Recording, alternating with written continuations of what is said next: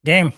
So, naanata sa John chapter 13, which is sobra naka ang intensity sa events, no?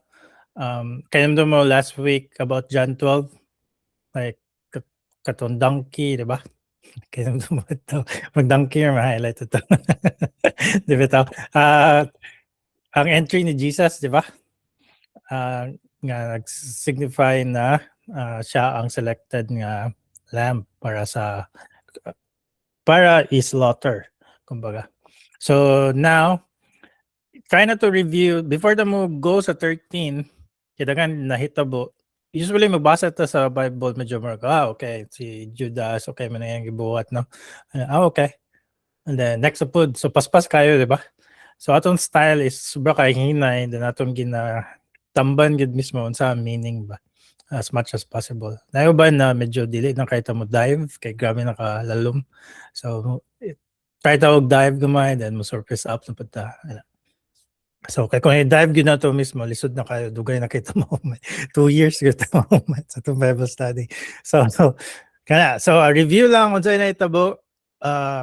Balik ta sa feeding sa 5,000 sa time ani sa feeding sa 5,000, di ba nag-present si Jesus na siya kay greater than Moses, kanamdam mo ito?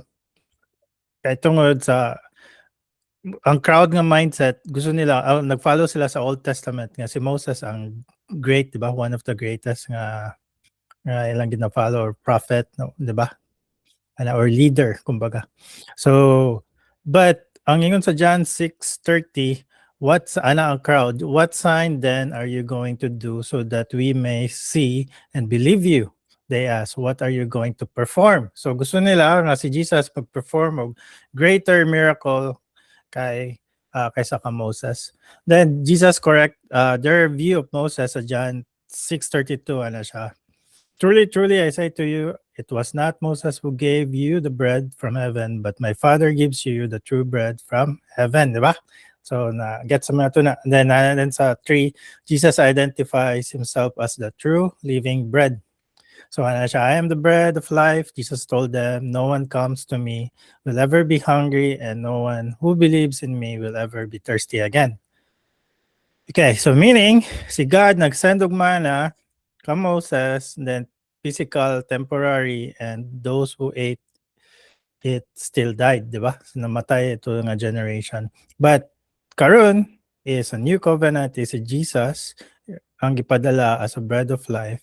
Instead of manna, siya ang bread of life, then spiritual, eternal, and gives everlasting life to those who partake by faith. So ato naman ang gitamban before, di ba? So masaya na sabton, at least gabi ato effort ito sa previous na to nga chapters nga session.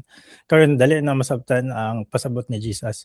Now, actually natay part nga na miss out kung i-check na to ang faith ni Judas ato nga time. So sa John 12:35, walk while you have the light so that darkness doesn't overtake you. So sa previous chapter, kaninga time sa chapter 13, ang darkness mo na itong gibalik-balik last time, last week nga, naay gabi nga darkness, diba? As Orwell na, it's like clouds, nga naay light o naay dagom, diba? So, ang katong dagom, dani, and dako possibility nga ma-overtake ka. Kumbaga, yun ni Jesus. So, maana siya, walk while you have the light so that darkness doesn't overtake you. So, manaya yun sa last week. So natay na miss gamay sa or di gid na miss pero atong nalabihan sa John 6. So disciple will never truly believe in Jesus life-giving word. Muna si Jesus si Judas ang iyang faith. So John 6:60 to 66. Kasi may pwede mabasa. I think si Orwell ako favorite na ipabasa. Kanang whole kon go 60 to 66, okay. Therefore, when many disciples heard this, they said, this teaching is hard. Who can accept it? Jesus, knowing in himself that his disciples were grumbling about this, asked them, does this offend you? Then what if you were to observe the Son of Man ascending to where he was before? The Spirit is the one who gives life. The flesh does not help at all. The words that I have spoken to you are spirit and are life. But there are some among you who don't believe. For Jesus knew from the beginning those who did not believe and the ones who would betray him. He said, "This is why I told you that no one can come to me unless it is granted to him by the Father." From that moment, many of his disciples turned back and no longer accompanied him. Okay. So muna to sa feeding of 5,000, ingon siya, I am the bread of life. I'm greater than Moses. Ako ang makatag og eternal life kung inyo ko'y consume. Diba? Hala si Jesus. Hala din sila, whoa, this teaching is hard. Who can accept it? Okay, gabi kayo ka hardcore, diba? Kung yung paminawan. So, muna siya, ang pinaka-highlight na things to remember is 64, but there are some among you who don't believe, for Jesus knew from the beginning those who did not believe and the one who would betray him. Kinsa man na siya. First exposure ko kinsa na. See? Sa 64. Si Judas, di ba? So, those who did not believe and the one who would betray him. So si Judas didn't believe sa proclamation ni Jesus na siya ang bread of life. So things to remember, it's possible to hear the word, walk with the word, and even see the miracle of the word and still not believe the word. Diba? The beginning was the word, and the word was with God, and the word was God, which is si Jesus. Possible na siya, join ka sa simbahan, join ka sa Bible study, join ka sa anything activity, but wala ka believe kang Jesus. Right? Klaro siya? So, unbelief is not primarily an understanding problem. It is the trust and faith problem. So, ang unbelief is dili lang understanding. Kagabi ba explain ni Jesus sa feeding of 5,000. But tungod sa trust and faith nga problem. And 3 is hard teaching reveals the heart. Some will fall away, showing they never truly believe. So, if ang teaching is grabe kayo ka radical and grabe ka tako nga impact nga walay mabuhat ang isa ka tao through their own effort, that means dagan mo fall away, di ba? So muna, usually, I don't know kung na-encounter mo, naka-encounter na ko na question is, wala gyud day ko pwede buhaton para ma-save ko, di ba? Unsa ako ang like ang akong effort butan ko sa una na-encounter ako na question actually. Butan ko dili ko ga pamalikas, dili ko ga kuan gainom etc. Pero wala gyud ko pwede buhaton lugar. So karo siya, di ba? Now let's go sa Judas, heart ni Judas. So sa John 12:3-7, yun siya. Then Mary took a pound of perfume. Kinamdo mo ito sa previous John 12. Then Mary took a pound of perfume, pure and expensive nard, anointed Jesus' feet and wiped his feet with her hair. So the house was filled with the fragrance of the perfume. Then one of his disciples, Judas Iscariot, who was about to betray him, said, "Why wasn't this perfume sold for 300 denarii and given to the poor?" He didn't say this because he cared about the poor, but because he was a thief. He was in charge of the money bag and would steal part of what was put in it. So pasabot, si Judas, ang iyang heart kay his public words versus his private motives, and then greedy siya, diba? And then thief siya or theft. So kinamdam mo sa katong sa shepherd, di ba? The thief comes sa gali? To steal, kill, Okay. And destroy. and destroy. Yep. So it's the same thing ang ginaingon ni Jesus na is ang heart ni Judas is mostly greedy and gusto mag-steal, di ba? Kill and destroy. So Perfect ano? Kaya kung kita to, kill and destroy, diba? Yung betrayal kan Jesus mo ang effect. So his hypocrisy in the presence of Jesus, kaya ana siya sa verse 7, Jesus answered, "Leave her alone. She kept it for the day of my burial. For you always have the poor with you, but you do not always have me." So, kana hypocrite si Judas because yung gusto is ang ginasay niya outwardly is, oh, maayo ni sa poor. But technically, yung heart is wala na belong sa tama, which is si Jesus, di ba? Fights! So, kaya naman mo ito, muna na siya. And then, muna din yung Last Supper. So, sa 13, after the anointing at Bethany, after katong si Mary nag-wash sa feet ni Jesus, pinagi sa perfume, after ato to sa Matthew 26:14-16, ang ingon sa Bible, then one of the 12, the man called Judas Iscariot, went to the chief priests and said, "What are you willing to give me if I hand him over to you?" So they weighed out 30 pieces of silver for him, and from that time he started looking for a good opportunity to betray him. So after itong situation, si Judas actually nakideal na sa leaders, diba? Sa Pharisees.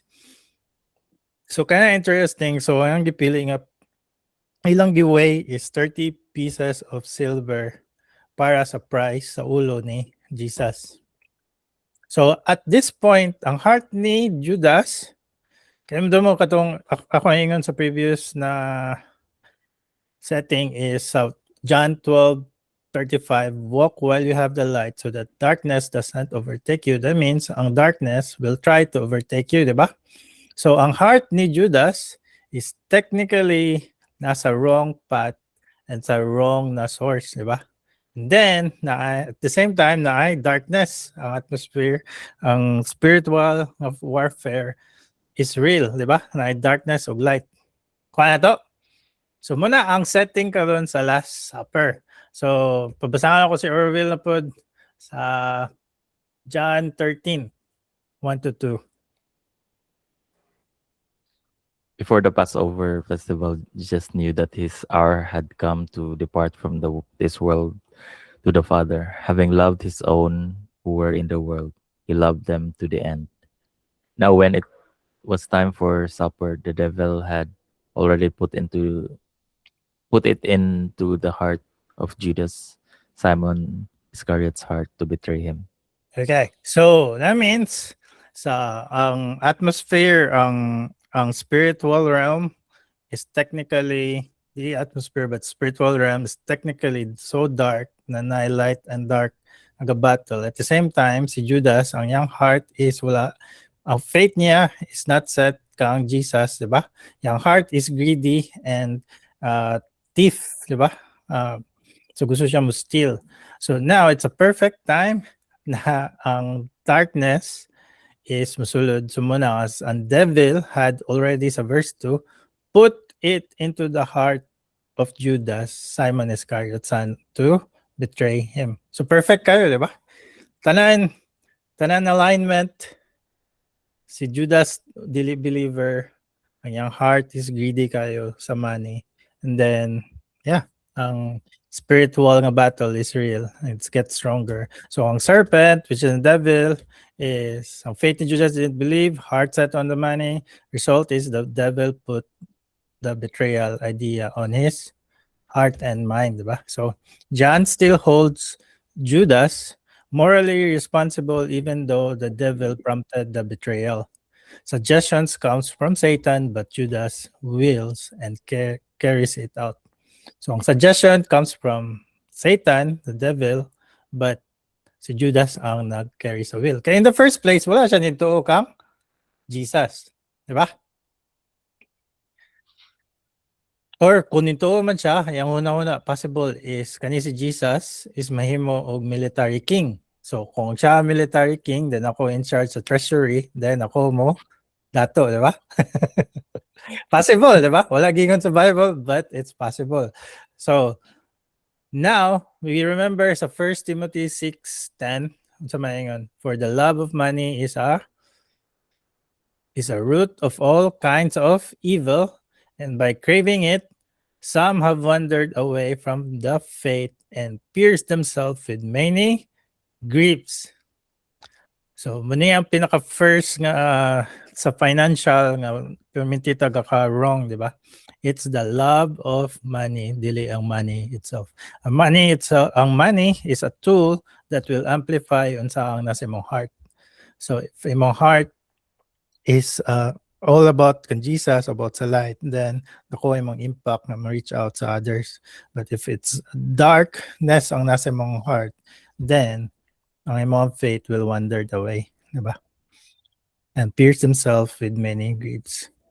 So, kind of interesting. So Jesus knew, so verse 3, Jesus knew that the Father had given everything into his hands, that he had come from God, and that he was going back to God. So meaning, kani sa verse pa lang, sa verse 3, nasa authority. All authority was his divine origin, he is God, and then his imminent return. Diba?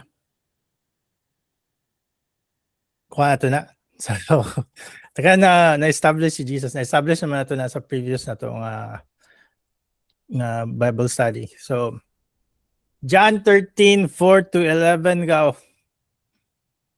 Go.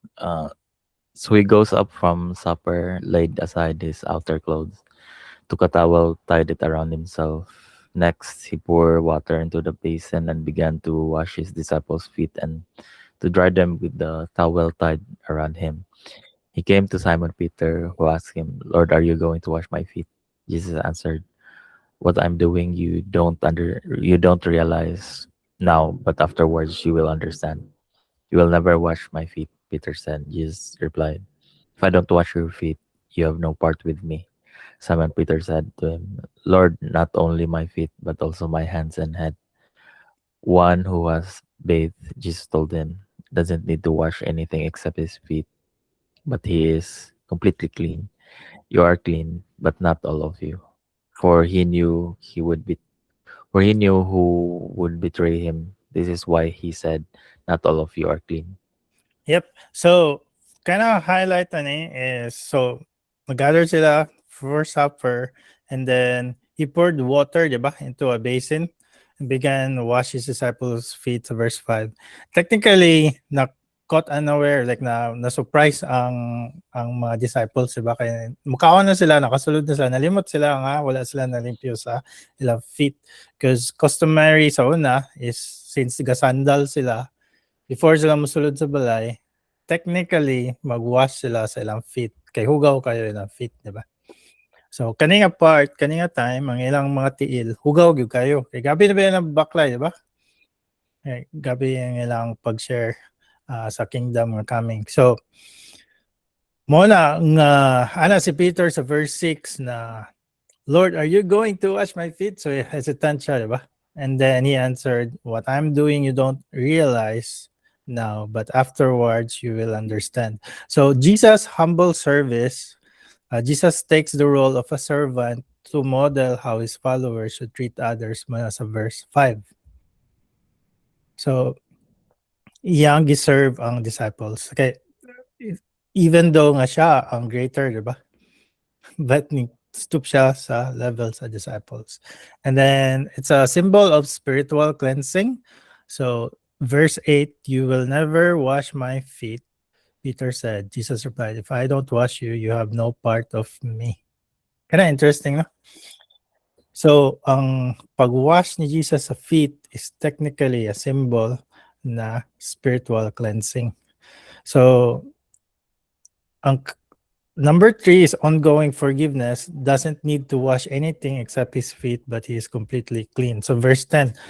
So, di ba, si Peter, kind of, gabi passionate siya. Simon Peter said to him, "Lord, not only my feet, but also my hands and my head." And as Jesus, one who has bathed, Jesus told him, doesn't need to wash anything except his feet, but he is completely clean. You are clean, but not all of you. Unsa may pasabot na? Unsa may tanaw ninyo pasabot sa verse 10? OA si Peter. Bitaw. kanang iya lang gimurag naghatag siya og hint nga dili about cleanliness physically but naay nasagol sa ilang unclean. Okay. Yep. Isa pa na. Ikaw gaw na kay anything or Mag, anyone? ang kuan niya kay mag-wash na siya sa feet. So kay given nga naligo na sila daan marginal bitaw. So mo ako ang gakarida ni pa nga ang feet raman nimo ang na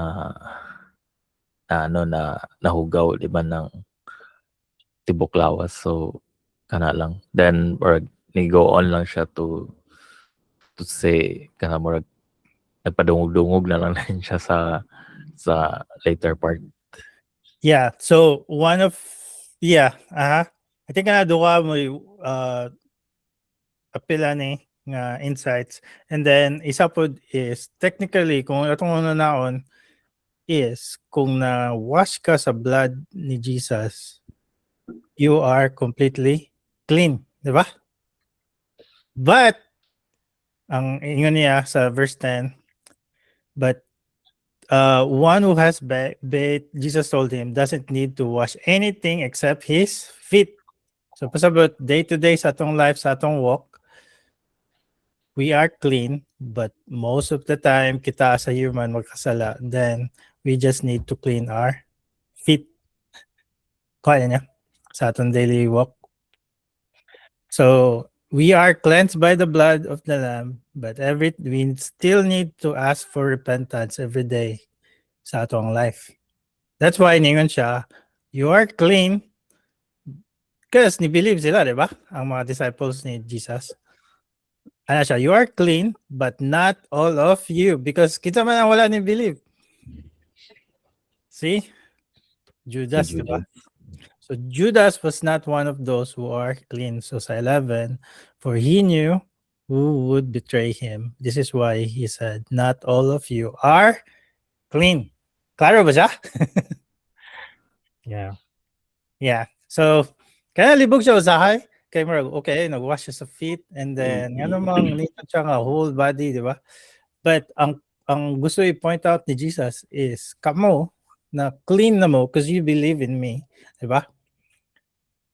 Daily ninyo ma-walk is technically kailangan na mo mag-pray nga i-clean ang inyong feet.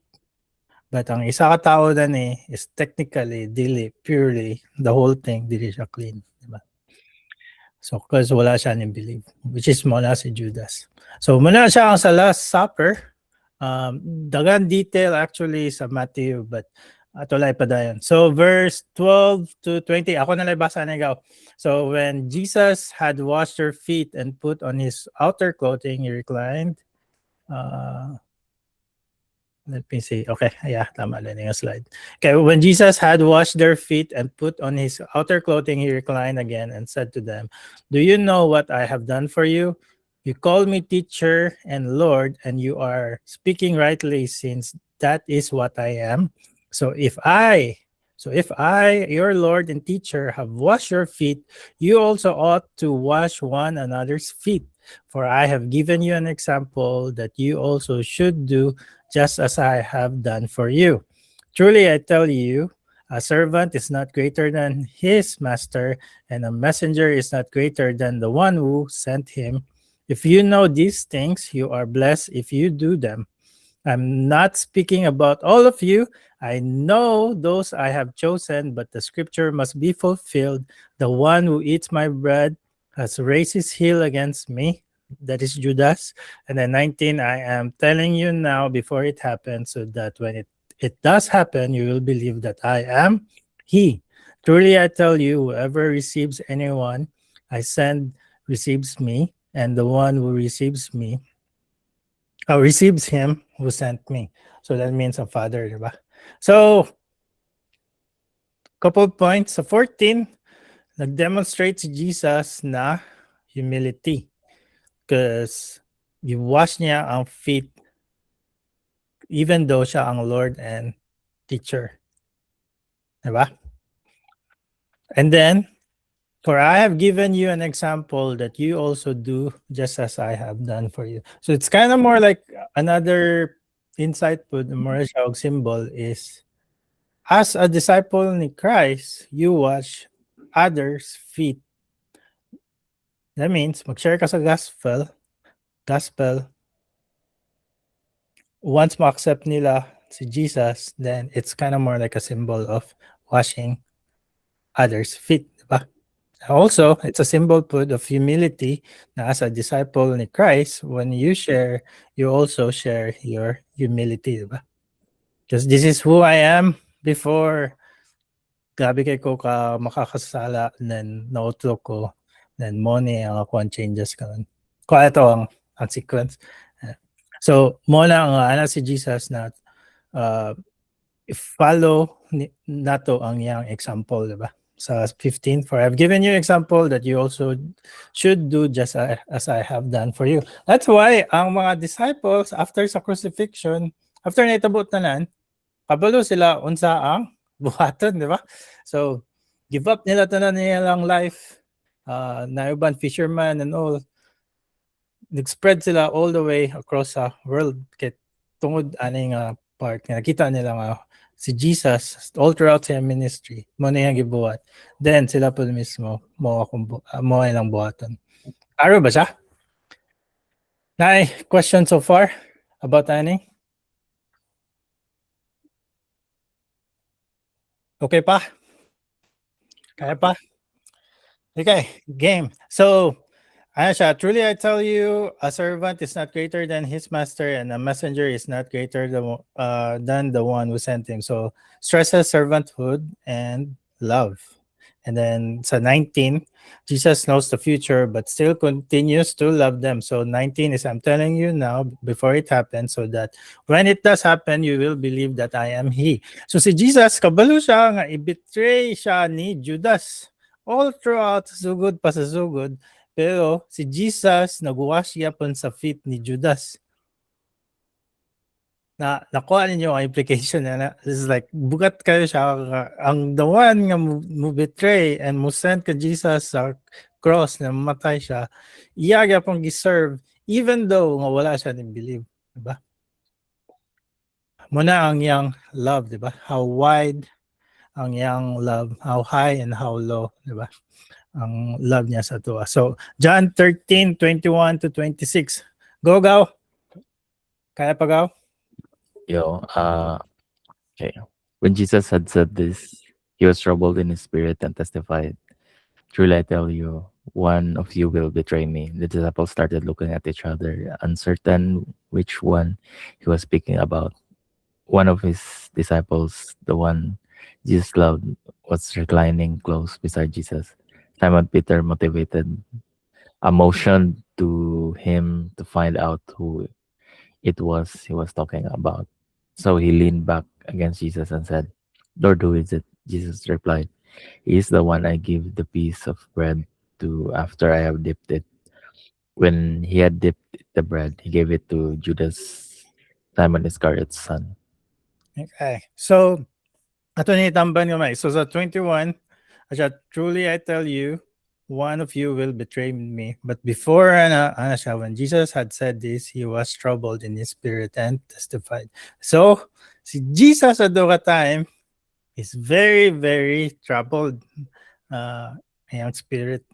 So, ingana ka love niya ang disciples actually. Even appeal po si Judas. Hey, mismo niya yun siya. Truly I tell you, one of you will betray me. So wala niya disregard si Judas, di ba? Actually, gilove niya more si Judas. So then, Mm. so si Jesus na identify na niya si Judas na, di ba, na mo betray. Pero ginashow gihapon niya ang love. Yep, ginashow gyapon niya nga love siya ni Jesus. Masking pa si Jesus, kabalo siya nga ma-betray siya sa near future. So nga na ang extent sa yang love, di ba? So, muna yung love sa us, kita sa human being. So, muna yung how deep it is. Kamo, kaya ba nato na? Dili. Dili, di ba? So, Gaya na ko ibitay diretso si Judas, di na siya kailangan magpakamatay. aha, diba? Diba? Kakita mo Ibitay itong, na nako siya. kakita mo itong like, ano ba to isa ka salida sa MCU, so sa Marvel ba? Comics nga, nibalik siya, then nakakita siya nga si baby Hitler, di ba? Then, Okay, katong. unsa gali to go? I think si Kuan mo dito. Sa endgame ko siya to si katong Si si Thanos War to. Machine. Yeah. Nag-storyar to sila nga, yeah, maybe pati yun. Di ba? So, but si Jesus, actually nga, tabo, kung i-picture out na to, si Jesus, kabalo nga siya mismo, makita niya si Judas nga i-betrayed siya, di ba? But, gilove gapon niya, dili nga other end, di ba? Nga gusto niya pati yun si Judas. But gusto niya, more na niya gilove si Judas. So makita na to later on to the extent ang love ni Jesus kan Judas. So next dayon is, so just before announcing that one of his disciples will betray him, this deep emotional disturbance reflects both personal pain of betrayal by a close friend and the weight of the suffering he is about to endure as part of God's redemptive plan. So muna nga disturbed kayo or troubled kayo ang iyang spirit ni Jesus. So sa Matthew 26:22-25, ako na nabasa, deeply distressed, each one began to say to him, "Surely not I, Lord." He replied, "The one who dipped in his hands with me in the bowl, he will betray me. The Son of Man will go just as it's written about him, but woe to that man by whom the Son of Man is betrayed. It would have been better for him if he had not been born."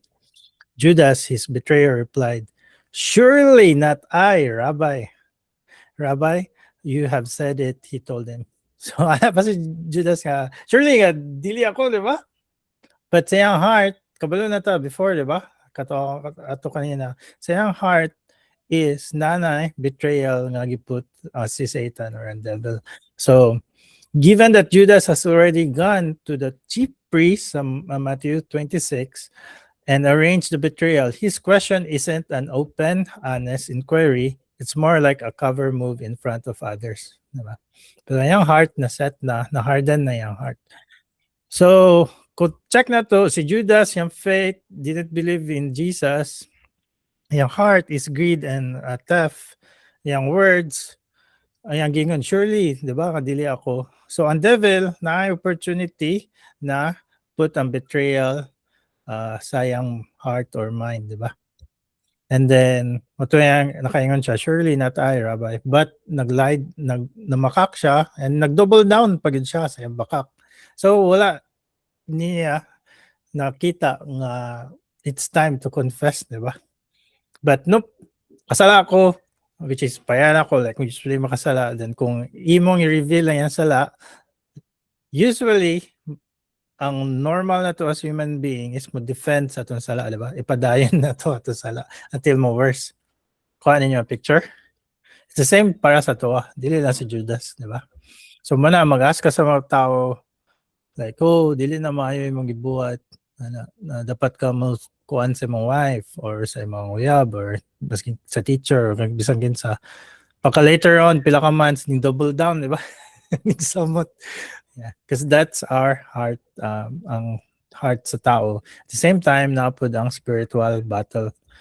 So John 13, ako na ibasa sa 13:27, after Judas ate the piece of bread, Satan entered him. So Jesus told him, "What you are doing too quickly." 28, none of those reclining at the table knew why he said this to him. Since Judas kept the money bag, some thought that Jesus was telling him, "Buy what we need for the festival," or that he should give something to the poor. 30, after receiving the piece of bread, he immediately left and it was night. So, ang money bag na kang Judas, ang kwarta na kang Judas, at the same time, pinaka-major is si Satan ning enter kang Judas. So, si Satan, ang full possession kang Judas. Ngingig kayo. So first is ang iyang heart sa sugod wala na set ka Jesus yung faith. Ang iyang heart is about greed. Ang love of money is the root of all evil. So ang love sa money ang root of all evil.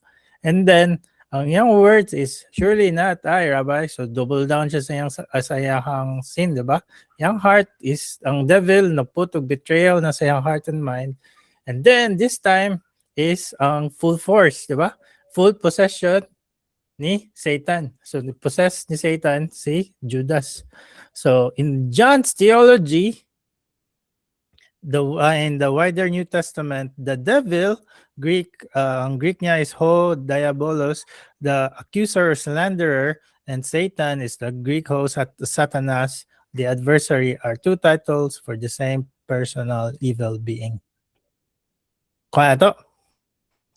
So now, yung words is na ay action, di ba? So sa John 18, ito na to, fast forward na gamay sa 18. So verse 2, Judas who betrayed him also knew the place because Jesus often met there with his disciples. So Judas took a company of soldiers and some officials from the chief priests and the Pharisees and came there with lanterns, torches, and weapons. So full force na. Kuwaon si Jesus sa garden. So then Jesus, knowing everything that was about to happen to him, went out and said to them, "Who is that you're seeking?" And I said, "Jesus of Nazareth," they answered. "I am he," Jesus told them. And then, fast forward ita. So muna kanina na faith, ang heart ni Judas, yung word, full possession, ang action. And then, naana sa garden, nakita nila si Judas and unsa may ingon sa John 18:3. Judas took a company of soldiers, muna itong gibasa kanina, and some officials and chief priests and Pharisees. So nagdala sa lantern, diba? With torches and weapons. But ang sa Matthew 26:50, his betrayer had given them a sign. The one I kiss, he's the one. Arrest him. So immediately he went up to Jesus and said, "Greetings, Rabbi," and kissed him. "Friend," ano si Jesus, diba? "Friend." Jesus asked him, "Why have you come?" Do you think kanina part si Jesus wala kabalo nga mo na si Judas? Kabalo. Kabalo, di ba? So, Mm. why man ang gi-ask niya ni nga question? Anong niuban pa ka? Why have you come? Bro, niuban ka pa. Or, Kabalo naman ko. yeah, nganong nihani po ka, di ba? Or nga ba Mm. sa Bisaya, nganong nihani ka, di ba? Nga namang naa siya ani nga question. Kaya ito mo sa question sa katong mga nag-seek kan Jesus sa katong example katong yung body kay nagsakit, di ba? Siya nga, gusto ba ka ma-heal? Ano mo yung question, di ba? Gusto ba ka water? Kang sa Samaritan, do you want a water nga never-ending water? The obvious, yeah. Yeah. Same thing, di ba? Muna ang last actually nga question ni Jesus about kan Judas. This is the point na possible pa unta na mag-confess si Judas. Di ba? So, Lord, so sorry. Nag-betray ka and all. Di ba? Dani, pwede na turn ang repentance ba? But, ang pinakadako is friend. Ang sa verse 50. Friend, Jesus asked him, "Why have you come?" So, ang Greek, sa word nga philema, meaning kiss, is derived from the root which has connotations of love and friendship. Some common words occurring in the Greek New Testament that derive from the same root are to love o friend. That means Jesus, he considered Judas as his friend. Even though nga kabalo si Jesus na i-betray siya. Kind of intense intense kayo. So what was this betrayal worth to the people who bought it? The Gospels tells us 30 pieces of silver, di ba? Ang price ni Jesus. Ngano kaya ang amount kay 30 pieces nga silver? So when Judas agreed to betray Jesus, he didn't just pick a random amount of money. The 30 piece of silver he received ties back on to the Old Testament law, where that sum was the price of a slave. So Exodus 21:32, the ox gores a male or female slave, he must give 30 shekels of silver to the slave master, and the ox must be stoned. That means kung mamatay ang slave, ang price of slave is 30 shekels of silver. So it also echoes a striking prophecy in Zechariah 11, where God's shepherd is paid a contemptuously low wage and the money is thrown to the potter in the temple. To understand why this matters, we need a quick look at Zechariah 11. In this chapter, God tells the prophet to act out of a dramatic sign. So he's to become the shepherd of a flock. Manisa Zechariah 11. So he has to become a shepherd of a flock, doomed to slaughter because Israel's leaders have failed the people and the judgment is coming. So the prophet represents God's own shepherding care for his people. But the people reject this shepherd. So reject niya to shepherd sa dramatic act. Then paghuman, when he asked for wages, so pila man ako bayad kung hindi mo ko i-reject as a shepherd. Ang lang ingon then is they pay him 30 pieces of silver, the same amount the law set as a compensation for a slave gored by an ox. God then tells the prophet, throw it to the potter in the house of the Lord, calling it sarcastically a handsome price at which they valued him. The prophet throws the money into the temple and breaks his staff that symbolizes unity, signaling broken covenant and coming judgment. So muna siya sa Zechariah 11:12-13. Throw it to the potter. The Lord said to me, this magnificent price, I was valued by them. So I took the 30 pieces of silver and threw it into the house of the Lord, to the potter. So why man nga ako man siyang gi-mention. Kay tungod, kay kaninga part sa Bible, masabtan na nato ang happen ni Judas. So once nag-remorse si Judas, moadto ta sa Matthew 27:1-3.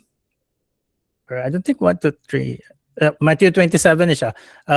Then Judas, his betrayer, seeing that Jesus had been condemned, was full of remorse and returned the 30 pieces of silver to the chief priest. So nag-remorse siya, ibalik na niya 30 pieces of silver. I have sinned by betraying innocent blood. He said, that's to us. So I said, see to it yourself. So he threw the silver into the temple and departed. Then he went and hanged himself.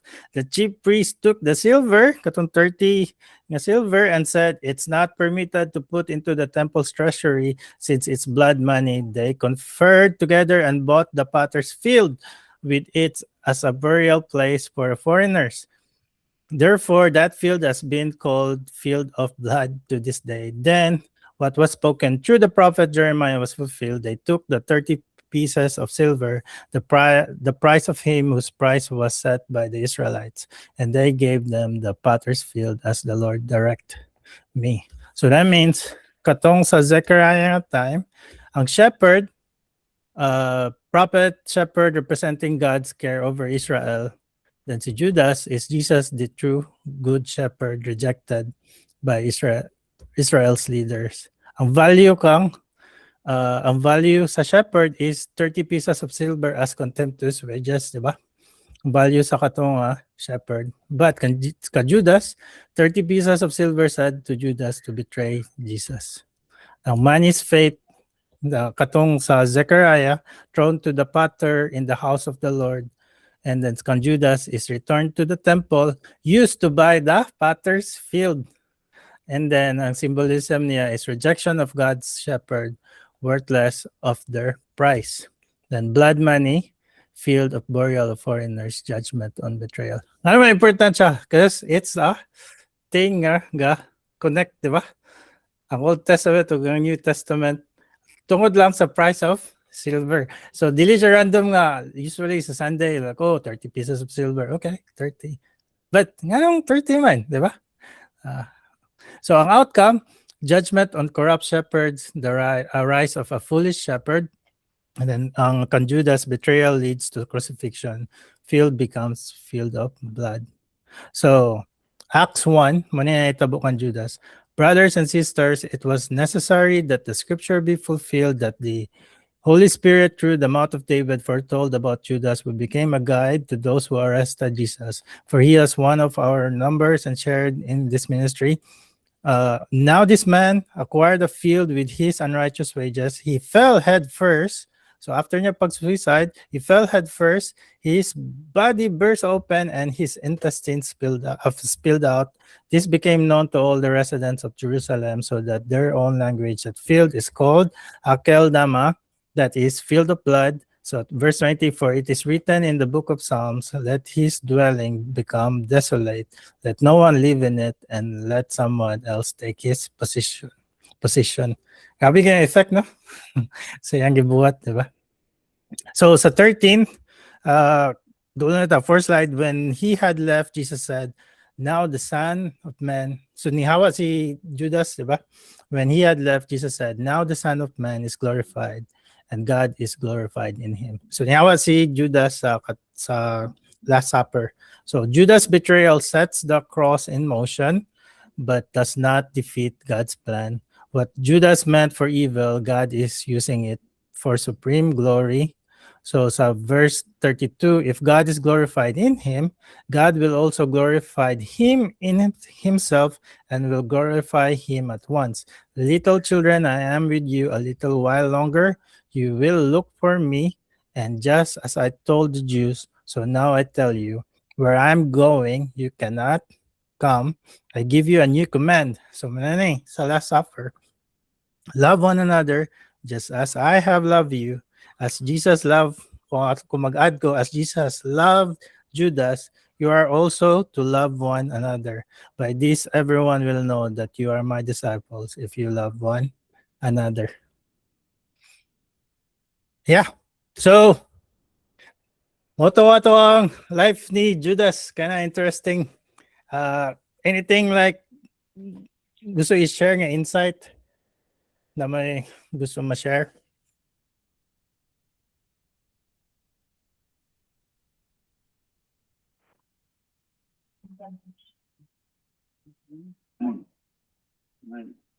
You have to give away.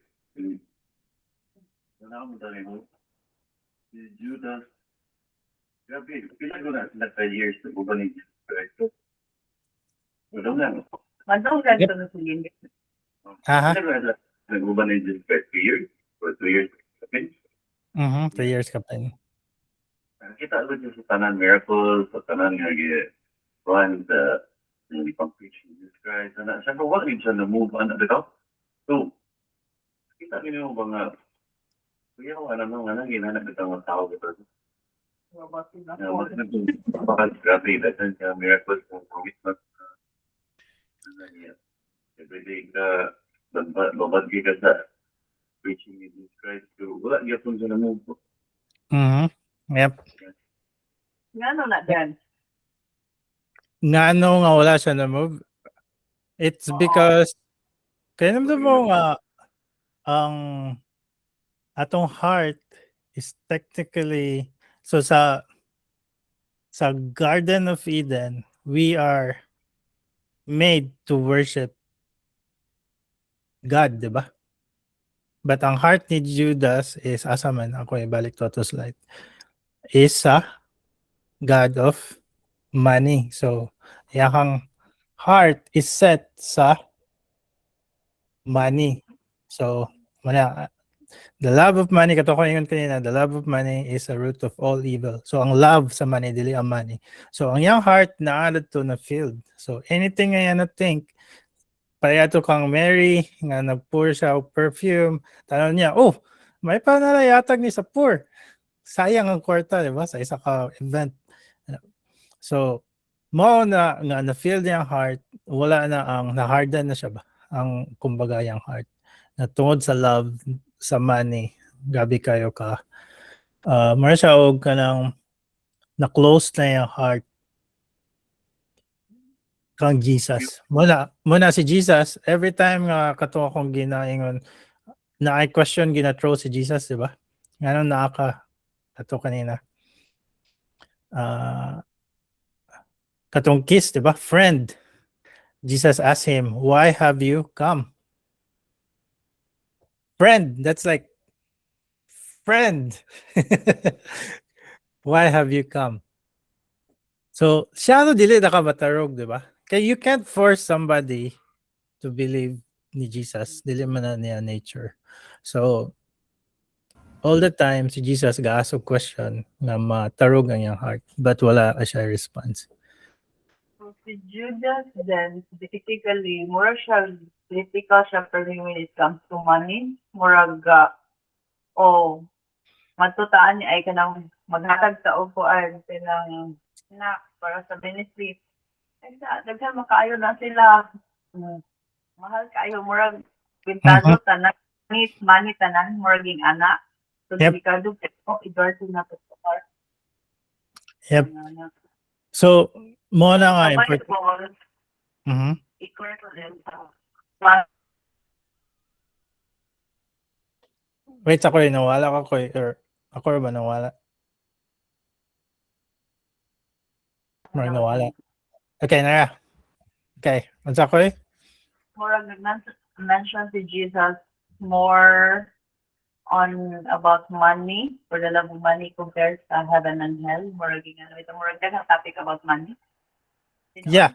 Because kato akong gi-chat na mas dagan pa ang topic sa money kaysa sa heaven or hell. Kaya tungod kay ang money is ang root of all evil, di ba? Nga root of evil, root of all evil man. Kay mo na siya ang access technically, ang currency, mo ang atong access na you became like God, di ba? So ang imong status ba? Musaka. So now you can buy anything you want. You can push somebody anything you want without anything a perspective kang God. So na-replace ang throne ni God is technically mo ang tool na mo elevate ang isa ka tao na they become like God. Kuha ninyo? Ang money. So that's why ang money is ang root of all evil. Ang sayop, di ba? So ang love of money ang root of all evil. Okay. Nga naman, ang heart is once na I love sa money, ga-replace sa throne ni God. And then ikaw mismo na naka ability to become God. So dagan Psalms sana, dagan Proverbs about si Solomon pa mismo. Okay. Wag nalang ko ano na yung sa ano din ko. John 13:18 kanina ito. Kadawa na siya. I'm not speaking at all about all of you. I know those I have chosen, but the scripture must be fulfilled. Wag ka na bitong part nga. The scripture must be fulfilled kay makuha na ko nga kanang pwede dito nga tangon niya si Judas daan from the Yep. beginning. Pero marabitog na ay to siya daan para maset tanan in motion. Kaya nga dumdum ko sa una na ay Bible school daw kuno nga nagsinumbagay na sila kay ang premise sa isa wala daw si Judas. Wala ko tayo kaluwasan. wag ang argument dahil bang kuan bitaw kung dili patungod ni Judas, dili siya ma-set in motion tanan. So But that pero magnilahi magadong kuan kay Marg. Kung set in motion na siguro siya tanan whether na siya or wala or kabalo. Okay. So clarify ako, set in motion sa tanan, but in between sa naitabo kan Judas, daghan things nga si Jesus ka-try og intervene, di ba? Ang pinaka-last to is friend. Nga nung nakakala ni friend, di ba? So that means kung tanaw na to, ang question dani, aman to.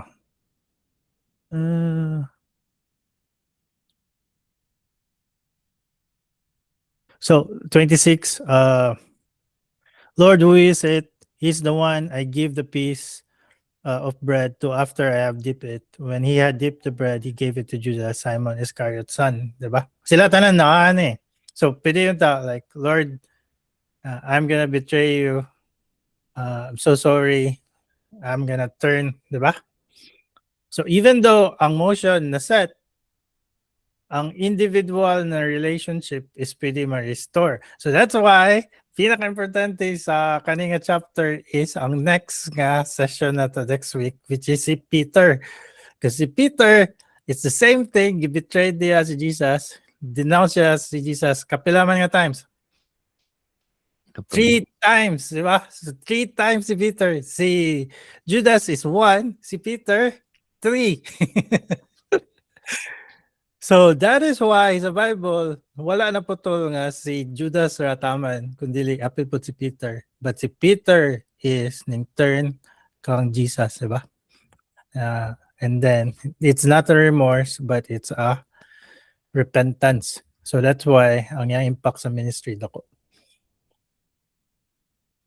Kaya to, Napog ko'y maada na bro ba? Na-remember na ko tong kisa ba tong pastor sa Cagayan nga sa CCF?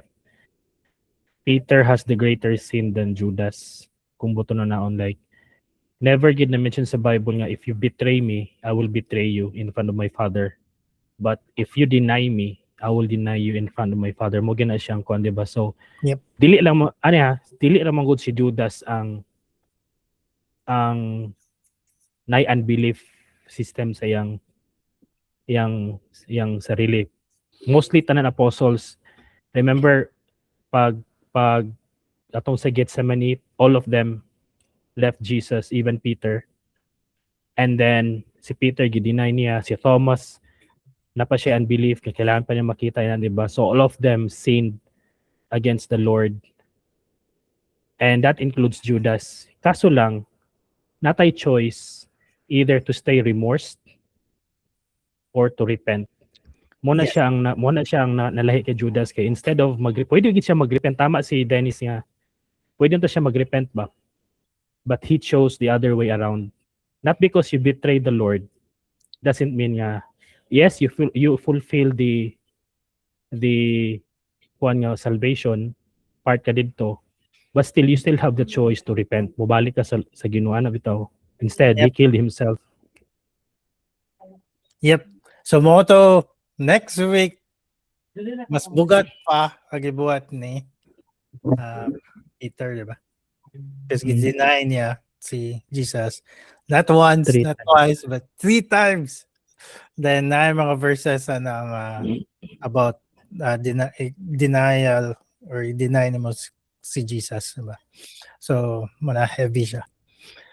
So muna nga ang Bible nagset og timeline, but ang individual response, even you fail, always good si Jesus ga-ask mo, hey, ganak sa mong heart na repent na. So that's why ang katong perfect example is ang magwash sa feet. Because even though na-cleanse ka ni Jesus, you still need to wash your feet sa daily walk nimo kang God. Picture out na to ang Last Supper. Part na ni siya Last Supper. Yeah, nako